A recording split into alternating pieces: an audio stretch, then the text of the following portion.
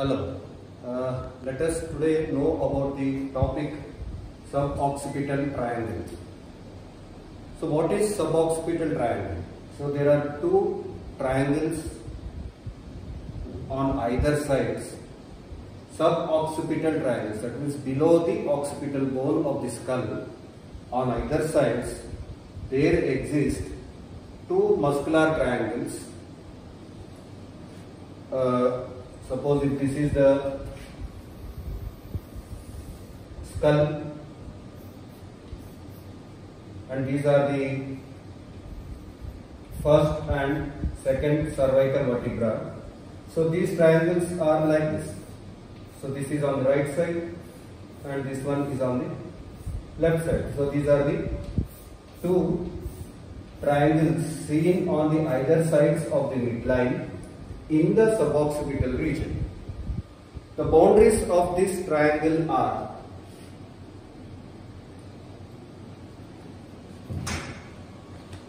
this is spine of the axis. Axis is the second cervical vertebra, and this is the posterior tubercle of first cervical vertebra. This is the posterior tubercle of atlas or first cervical vertebra.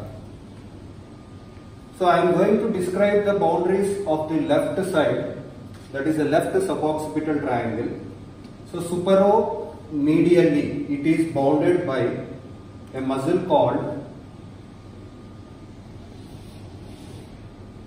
rectus capitis posterior major. This is rectus capitis posterior major. Rectus capitis posterior major.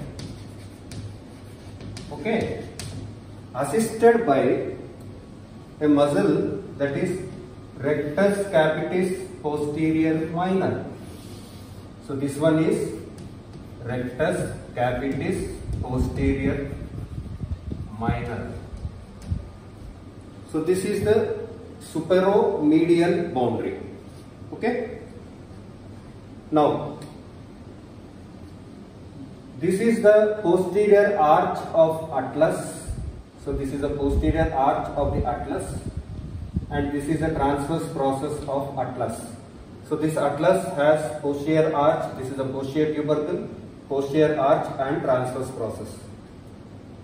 Now superolaterally it is bounded by a muscle called oblique capitis superior. Oblique capitis superior. So this one is oblique capitis superior. So this forms superolateral boundary, and inferiorly it is formed by a muscle which is oblique capitis inferior.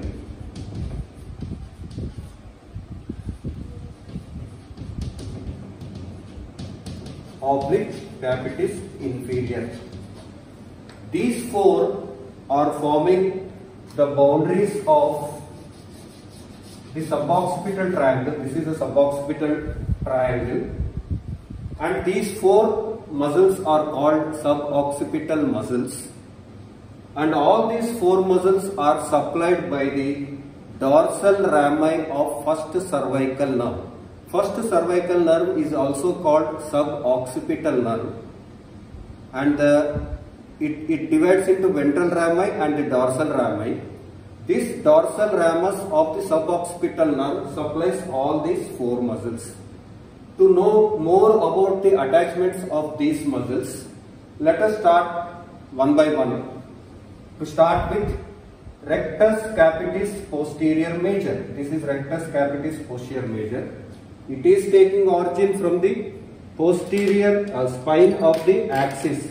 Now this is the axis vertebra, which is having hook-like odontoid process along its head, body, from the upper surface of the body. This is the spine.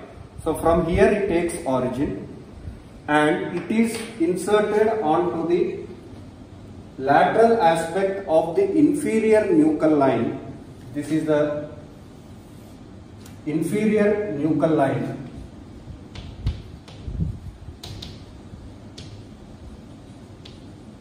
Inferior nuchal line, and along the area of the bone below it. So at its origin it is tendinous, at its insertion it becomes broad and it is inserted onto the inferior nuchal line and the area of the bone below it. Rectus capitis posterior minor, it takes origin from the posterior tubercle of atlas.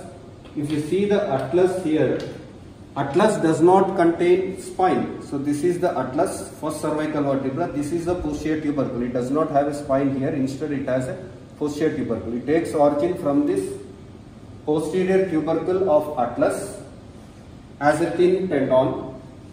It is inserted into the medial aspect of the inferior nuchal line and the adjoining surface of the bone below it. So rectus capitis posterior major, rectus capitis posterior minor. Both these muscles extend the head. Their action is extension of the head. And already you know they are supplied by the dorsal rami of first cervical nerve. Now coming to the oblique capitis superior. Oblique capitis superior, it forms the superolateral boundary taking origin from the transverse process of atlas bone, and it is inserted into the between the superior and inferior nuchal lines along its lateral aspect, lateral to semispinalis capitis muscle, which is forming the roof, and at its insertion it overlaps the rectus capitis posterior major. It is overlapping the rectus capitis posterior major, and this muscle is also supplied by the dorsal rami of C1, and it causes extension of the head when acting with the inferior oblique. Acting unilaterally, it causes lateral flexion of the head. Acting unilaterally, this muscle causes lateral flexion of the head. Fourth suboccipital muscle is oblique capitis inferior, which is taking origin from the spine of the axis or the spine of the second cervical vertebra, passes upwards and laterally to be inserted onto the transverse process of first cervical vertebra of the same side, and this muscle is also supplied by the dorsal rami of C1, and it also causes extension of the head, and individually it rotates the atlanto-occipital joint and it rotates the head to the opposite side. So this is about the oblique capitis inferior. The boundaries and the muscles which are forming the boundaries you know now. Now coming to the roof. Roof is formed in its medial aspect. Roof is formed in its medial aspect by semispinalis capitis muscle. So this is semispinalis capitis, cut end of the semispinalis capitis at the inferior part, and this is the semispinalis capitis.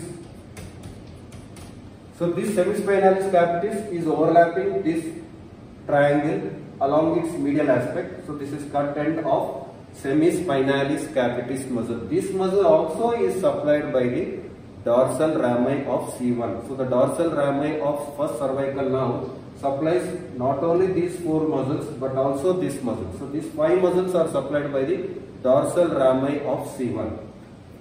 And laterally it is related, the roof is formed by a muscle called longissimus capitis. So this is longissimus capitis muscle.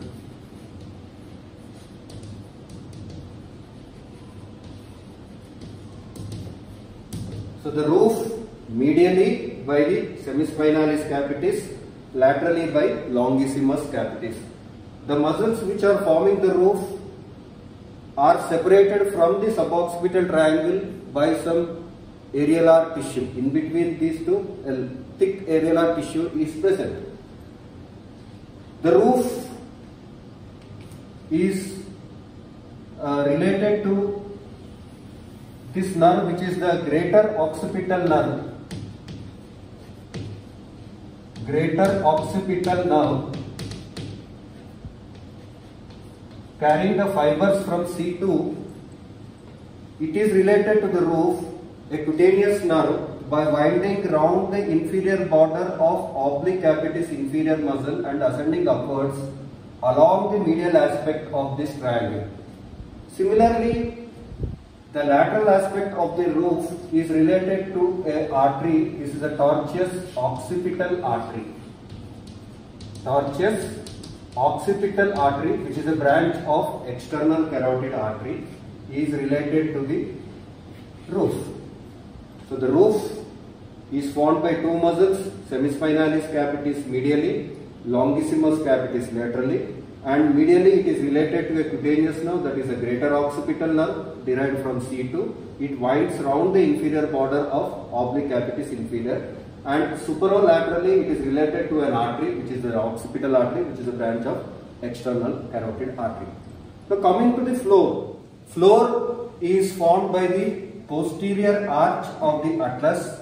Floor is formed by the posterior arch of the atlas and also by a membrane, which is the posterior atlanto-occipital membrane. This one is the posterior atlanto-occipital membrane, which extends from the posterior arch of the atlas below to the posterior margin of foramen magnum above. So these two structures forms the floor of the suboccipital triangle. Now coming to the contents, there are basically three contents in the suboccipital triangle. To start with, number one is this one. It is a third part of vertebral artery. Third part of vertebral artery. Number two, first cervical nerve, that is the suboccipital nerve. This one is the first cervical nerve, or it is also called suboccipital nerve. And number three, suboccipital venous plexus. Number three, suboccipital venous plexus. These three are the basic contents of this suboccipital triangle. To describe about the contents, number one, vertebral artery. So this is subclavian artery, which is divided by a muscle. This muscle is scalenus anterior muscle into three parts: first part, second part, third part. Proximal to the scalenus anterior muscle is first part, posterior or anterior to the muscle is the second part, and distal to the muscle is the third part. From the subclavian artery, there are three branches: vertebral artery, internal thoracic artery, and thyrocervical trunk. So this vertebral artery arises as a branch of first part of subclavian artery. It passes in front of transverse process of C7. So this is C7 transverse process. It is passing in front of it. Then it ascends upwards to pass through the foramen transversarium of C6, C5, C4, C3, C2 and finally C1. So from the origin to till the foramen transversarium of the sixth cervical vertebra, it is the first part of subclavian artery. Then it enters the foramen transverse areum of C6, C5 through C4, through enters the C3, C2 and C1. So till here it is the second part. So from the foramen transverse areum of C6 to T1 is the second part. From the origin to till the foramen transverse areum of C6 is the first part. It does not pass through the foramen transverse areum of the 7th cervical vertebra. So third part extends from the upper margin of the foramen transverse areum of first cervical vertebra. It takes an S-shaped loop like this and then enters the foramen magnum of the skull. And from the upper margin of the foramen magnum of the skull, it is called as the fourth part. To till there, from the foramen transverse areum of the C1 to the upper margin of the foramen magnum, it is the third part, which is this one. Third part is the content of this suboccipital triangle. And finally, after crossing the foramen magnum, it joins with the similar artery of the opposite side to form basilar artery.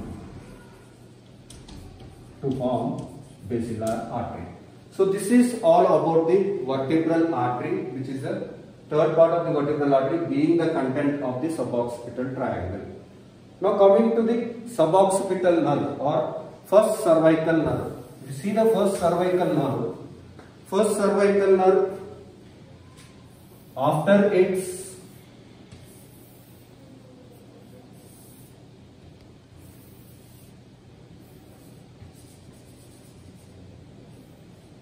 the first cervical nerve, after its origin, it passes between the lateral mass and between the lateral aspect and the posterior aspect of the lateral mass, where it divides into ventral rami and dorsal rami. This dorsal rami is this one, which immediately gives off 5 muscular branches. Number 1 to oblique capitis superior, number 2 to rectus capitis posterior major, number 3 to the rectus capitis posterior minor, number 4 to the splenius semispinalis capitis, and number 5 to the oblique capitis inferior. So the dorsal rami of C1 supplies all these 5 muscles. 4 muscles which are forming the boundaries of suboccipital triangle, and also to a muscle which is forming the medial aspect of the roof, that is the semispinalis capitis. These 5 muscles are supplied by the dorsal rami of first cervical nerve. And the branch to the inferior oblique is connected with a connecting branch to the greater occipital nerve derived from C2. Is it clear? The muscular branch which is supplying the inferior oblique capitis inferior is connected with the greater occipital nerve, which is a cutaneous nerve derived from C2. Coming to the ventral rami, after its origin, it passes between the superior articular facet of first cervical vertebra and the transverse process lying, this is a vertebral artery. This is lying medial to the vertebral artery, medial and in front of the vertebral artery, to reach the root of the transverse process, where it supplies 2 muscles, that is rectus capitis lateralis and rectus capitis anterior. So on reaching the root of the transverse process, the ventral rami of C1 supplies rectus capitis lateralis and rectus capitis anterior. It then joins with the ascending branch of ventral rami of C2. The ventral rami of C1 joins with the ascending branch of ventral rami of C2 to form a loop. A branch from the loop joins with hypoglossal nerve, and through the latter, through the hypoglossal nerve, it supplies 3 muscles. And those 3 muscles are superior belly of omohyoid,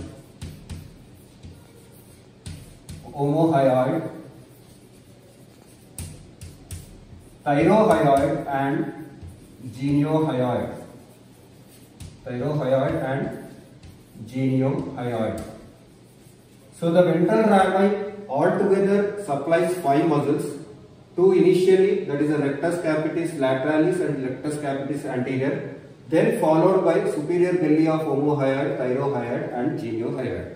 This is about the nerve, that is the content suboccipital nerve. The third content is this one, that is the suboccipital venous plexus.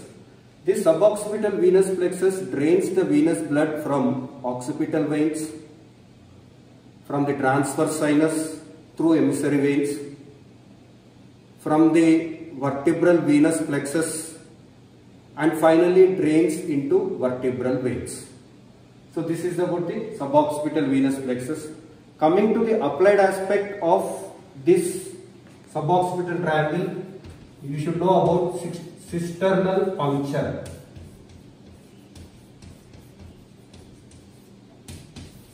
So suboccipital region is the common site used to perform cisternal puncture, that is drawing the cerebrospinal fluid after puncturing the largest cistern, that is the largest subarachnoid cistern, which is the cisterna magna.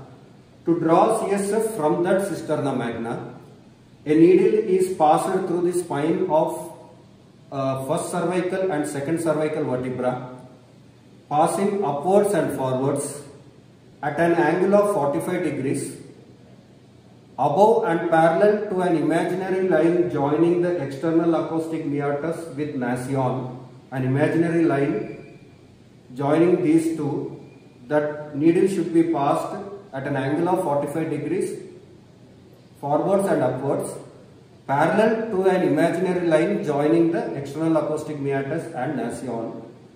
And after passing for about 4 to 5 centimeters, you can feel that there is sudden loss of resistance offered to the needle, suggesting that it has pierced the posterior atlanto-occipital membrane. Then you can draw the cerebrospinal fluid. Too much of force is not applied or not advised, as it may damage the lower part of the brainstem, which may be fatal when it involves many vital centers over there.